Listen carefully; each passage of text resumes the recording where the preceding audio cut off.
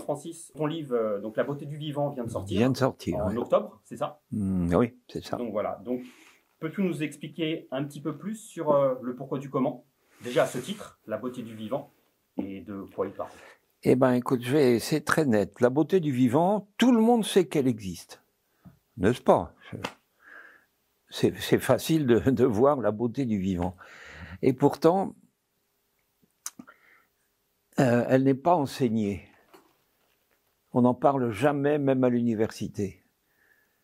C'est même l'inverse. J'ai des souvenirs assez désagréables d'enseignants universitaires qui nous disaient « N'admirez jamais ni les plantes ni les animaux, parce que si vous les admirez, ça va fausser vos raisonnements. » Bon, à l'époque, j'étais étudiant, donc j'ai fermé ma gueule. Mais je sentais bien qu'il y avait une erreur là-dedans. Il te faudra un assistant, hein. Ouais, bon, c'est la dernière minute.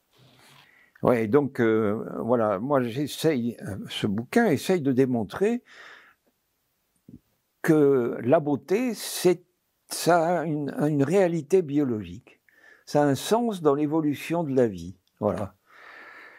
Bon, c'est une hypothèse, hein. En sciences, nous on fait des hypothèses. Alors, si tout le monde est d'accord, c'est que c'est vrai.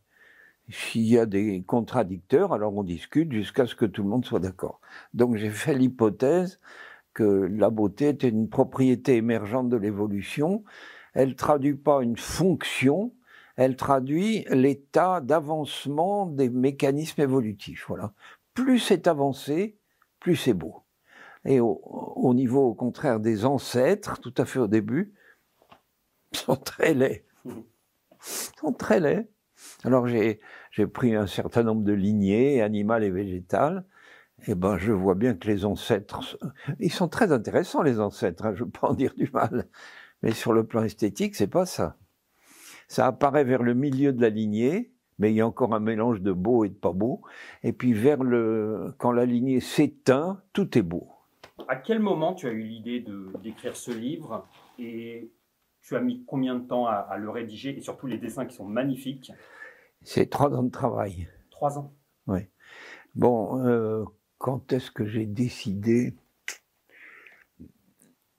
La beauté, moi je la fréquente tout le temps parce que la botanique tropicale, c'est un univers de beauté. Je peux pas dire tac tout d'un coup, non, j'avais ça dans la tête depuis très longtemps. C'est grave parce que si un scientifique, un biologiste parle de beauté dans un projet de texte, paf, le jury va dire non, ça c'est pas possible. La beauté, c'est futile, c'est bon pour les enfants, pour les débutants, pour les artistes et pour les poètes, mais c'est indigne des scientifiques. Texto, hein, je me rappelle encore les mots. Je trouve ça scandaleux. C'est vrai. Voilà. Donc, c'est une rouspétance contre cette position-là.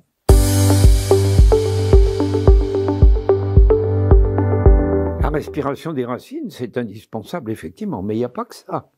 Il faut que l'eau de pluie parvienne aux racines. Alors, si le béton ou le macadam va jusqu'au pied de l'arbre, eh ben, ce pauvre arbre, même en cas de pluie, il n'a pas d'eau. On sous-estime la longueur des racines. Or, il se trouve que c'est dans la partie la plus lointaine, au niveau des racines les plus fines, que c'est le plus important. Le pied de l'arbre, il n'y a pas d'absorption d'eau, puisqu'il n'y a plus de mycorhizes, il n'y a plus de racines fines. Ça, c'est du support, ça, c'est de la mécanique.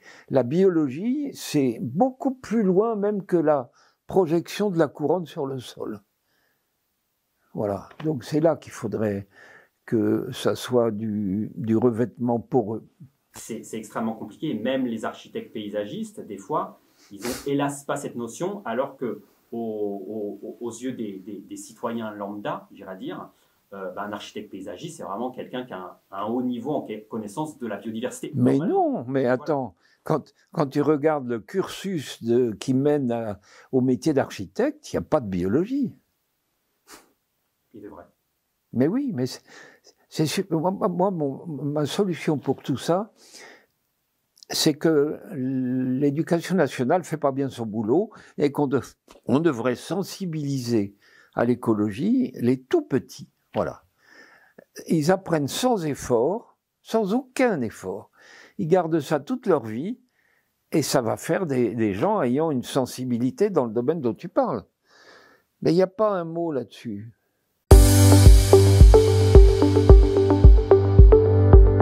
ne va pas aborder la compensation, mais pratiquement, c'est encore aujourd'hui, on doit se battre à longueur de temps avec nos élus, à leur faire entendre que s'ils abattent un arbre centenaire, pour eux, ils vont en planter 10, et pour eux, c'est bénéfique, c'est mieux qu'avant. Est-ce que tu aurais vraiment un message, je sais que tu l'as déjà dit des milliers de fois, Oui, c'est ça. Je veux bien répéter. Je sais, mais pour vraiment, comment expliquer, pour toucher le cœur de nos élus, ou vraiment les interpeller en disant il faut arrêter ça. Attends, je remonte un peu en amont. Pourquoi est-ce que nos élus ne comprennent pas ça alors que le grand public l'a compris? Je crois que quand on se lance dans une carrière politique, on n'a pas un mot dans les enseignements que tu suis, tu n'as pas un mot d'écologie. Donc après, ils sont en position de pouvoir, et comme on ne leur a pas parlé d'écologie, je ne vois pas pourquoi ils y feraient attention. Donc ils ne savent pas, tout simplement, ils ne savent pas.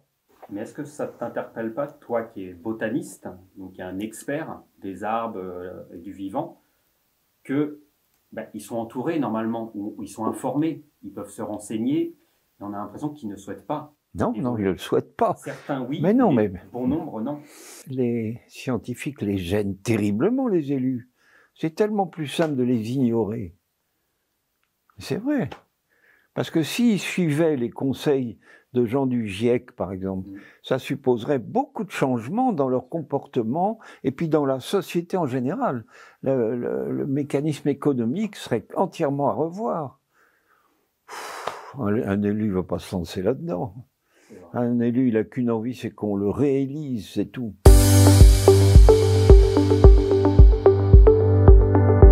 Ils choisissent de travailler, d'être employés à la transition écologique ou d'être élus aux espaces verts. C'est quelqu'un, normalement, qui a une petite sensibilité ou qui souhaite apprendre, évoluer. Oui, plutôt normalement. Ça. Mais lorsque on essaye de les sensibiliser, nous, avec l'appui de spécialistes comme toi, et je te remercie, et qu'on n'est pas du tout entendu, c'est là où il y a vraiment une question, on se dit, mais ils écoutent qui? Ils savent bien que l'avis des experts, ça va leur poser des problèmes. Ça va compliquer leur métier. Donc la solution la plus simple pour les élus, c'est de ne pas écouter. Voilà. Traiter les écologistes de bobos ou d'éco-terroristes, c'est une manière de mettre le problème sous le tapis. Voilà. Ils ne s'en occupent pas comme ça. Et pour toi, avec tes paroles sages, comment on peut les faire évoluer, connaissant la gravité de la situation pour le futur? Ils ont des enfants, ils ont des petits-enfants. Oui. Comment ils peuvent ne pas agir en ayant ce poste extrêmement important? Et je ne vais pas dire et se regarder après dans un miroir, mais parce que c'est peut-être un peu dur, mais des fois on se pose la question, nous militants. On a essayé, il y a 4 ou 5 ans, de faire des cours de rattrapage pour les élus. Mais ça n'a pas marché, ils ne viennent pas. Il y en a 3 ou 4, quoi. Ça ne vaut pas le coup. C'était dans le cadre de l'Assemblée nationale. Non, mais tu ne peux pas les obliger à s'intéresser à un truc qu'ils craignent. Ce n'est pas qu'ils soient compétents, mais ils le craignent parce qu'ils savent que l'écologie, ça va modifier plein de choses, leur poser des tas de problèmes, leur demander des décisions parfois douloureuses. Je préfère ne pas parler de ça. Non, mais les relations entre les scientifiques et les élus, c'est très mauvais. Voilà. Très, très mauvais. Et pourtant, les scientifiques, on les fait travailler, on leur donne du boulot, et voilà. Et on les finance même. Mais on ne les écoute pas.